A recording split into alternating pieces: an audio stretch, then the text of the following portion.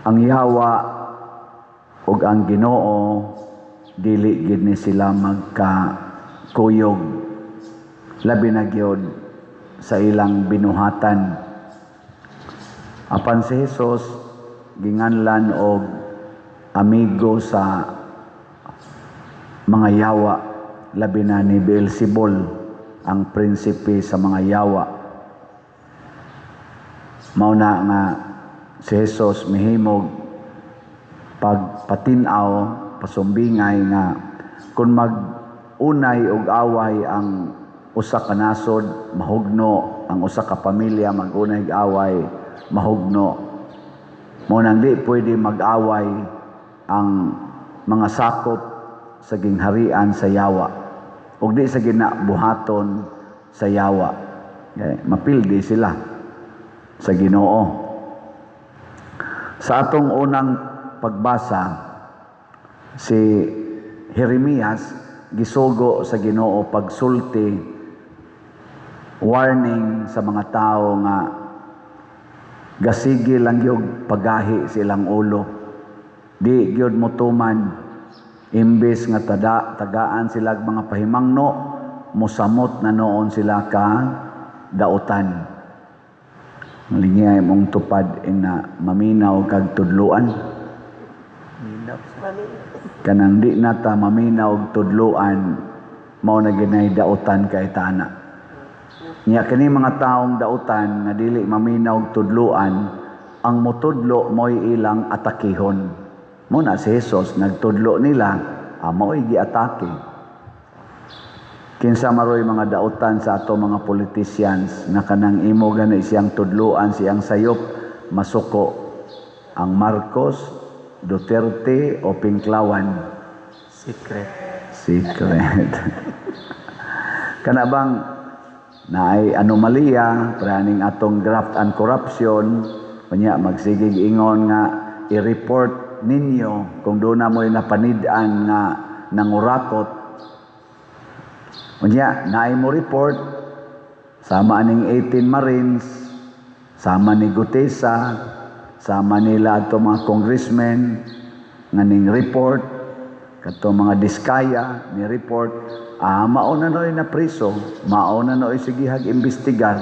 Unya, kalimtan ang katong ilang gi-report nga tao o grupos mga tao nga maoy gitumbok nga nangawat sa dagkong kantidad. Kalimtan niya kaning hinuong nitumbok, kaning nitudlo, mao na hinuoy dauton. Mao na nahitabo karon kay mao gyud nay kinaiya sa mga dautan, kinaiya na sa mga giyawaan. Mao na maro kaning yawa ang nagtinarong, maoy iyang atakihon, unya ang nagbinuang maoy iyang unsay nga daygon. Usa sa mga argumento ni Attorney Kaufman dito sa confirmation of charges, ningon siya unsaon nato pagsalig sa mga witnesses nga pulo sa gyud mga kriminal. Ang ni-witness against ni President Duterte pulos mga iladong kriminal. Ang uban gani gikas prisuhan.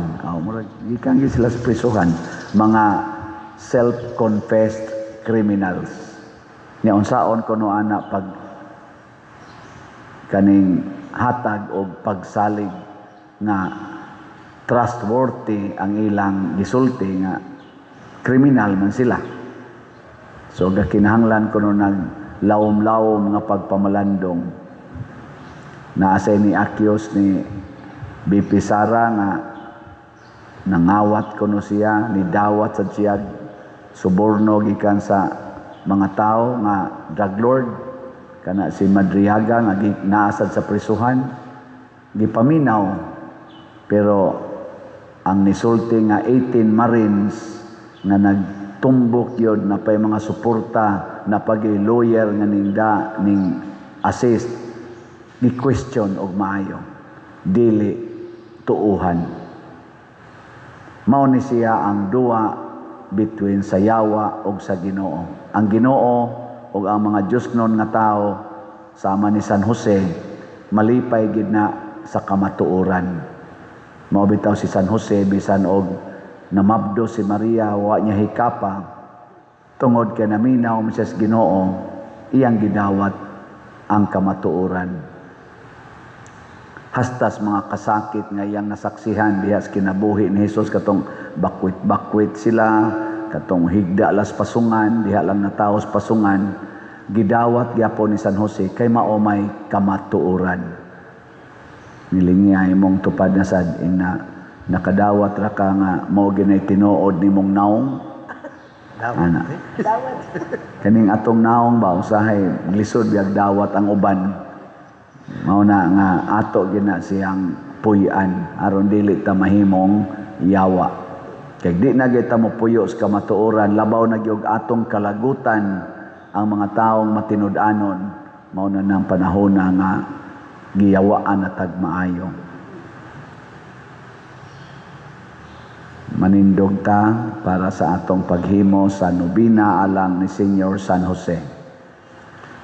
Mga igsoon, si San Jose gipili sa Dios isip mahimayaong patriarka sa simbahan, putling esposo ni Maria Santissima ug amahan ni Hesus nga atong manunobos, na sinati niya ang tumang kasakit sa pagmatuto ug pagpanalipod sa batang Hesus, sa hilom ug putli nga kasing-kasing na sinati niya ang kalipay nga langit nun, busa uban sa mahigugmaon og mapaubsanong kasing-kasing, himuon nato kining santos nga nobina. Palihog mangluhod. Pagampo sa ikatulong adlaw. Santos uyamot nga amahan ug patriarka Senior San Jose, tungod sa kasakit nga gibati sa kasing-kasing mo, nga ang bata nga Dios sa ikawalo ka adlaw sa iyang pagkatao nga santos, nga gituli ingon og tawo nga makasasala, bisan kinaiya ang pagkasantos, gipakita mo nga giula ang mga luha, lakip ang iyang mahal uyamot nga dugo, sa samad nga gibuhat sa mahait nga hinagiban, ug diha gihatag kanamo sa iyang gugma nga walay kinutuban ang mga hinungdan nga bayad sa pagpanubos sa mga tawo, ug tungod sa kalipay nga dako nga gibati sa imong kalag, kun ikaw ug ang imong halangdon nga esposa nga nagangalan sa bata sa ngalan nga matamis ni Jesus, ingon sa gipahibalo kanimo sa anghel, kay siya mauman gayud ang manunubos sa kalibutan. Nangamuyo kami kanimo nga atong Ginoo, nga hugasan mo kami ug hinluan sa mahal uyamot nga dugo ni Jesus, nga santos uyamot ug among hinigugma, ug ipatik sa among mga kasing-kasing ang ngalan niya nga matamis uyamot, ug nangamuyo usab kami kanimo nga idangat mo kami sa among gipangayo ining novena, kundaw angay sa himaya sa Dios ug dungog mo. Amen. Jesus, Maria ug Jose. Ato karong pangayoon ni Senior San Jose ang mga grasya nga atong gikinahanglan.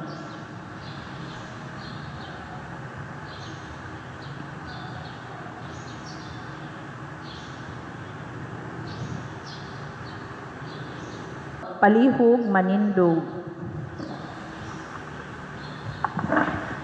Sa matag pag-ampo ang inyong itubag, sa pangaman ni Senior San Jose, Ginoo dungga ang among mga pag-ampo.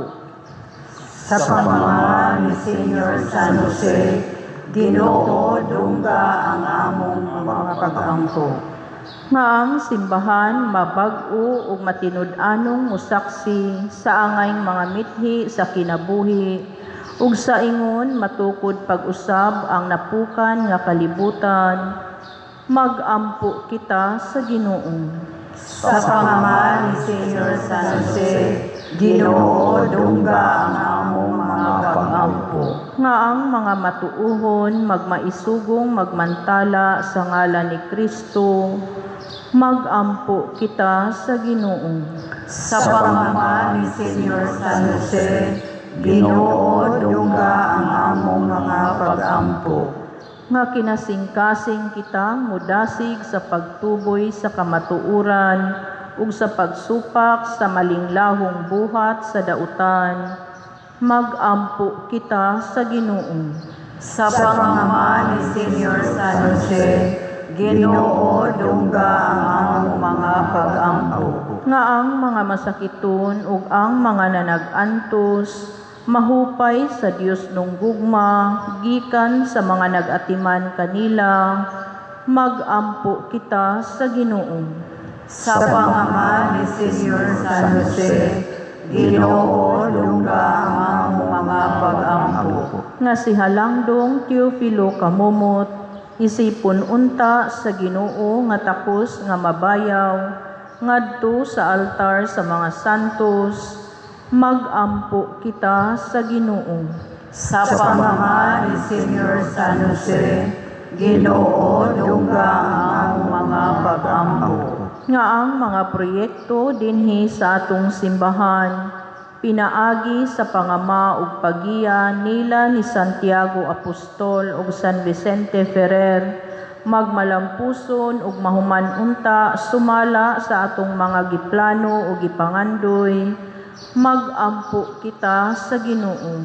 Sa pangalan ni Senyor San Jose, Ginoo dungga ang among mga pag-ampo. Nga ang tanang mga benefactors ug donors sa atong simbahan nga mihatag og financial ug lain-laing hinabang ug alang sa mga nagtrabaho dinhi sa atong mga proyekto, nga hatagan unta sila sa Ginoo ug daghan pang mga grasya sa ilang kinabuhi, malikay sila sa mga kadautan ug mulampos unta ang tanan nilang mga paningkamot, magampo kita sa Ginoo. Sa pangalan ni Senyor San Jose, Ginoo dungga ang among mga pag-ampo. Nga sila nga namatay, madawat na ngadto sa kahingpitan sa Dios nung gingharian, magampo kita sa Ginoo. Sa pangalan ni Senyor San Jose, Ginoo dungga ang among mga pag-ampo.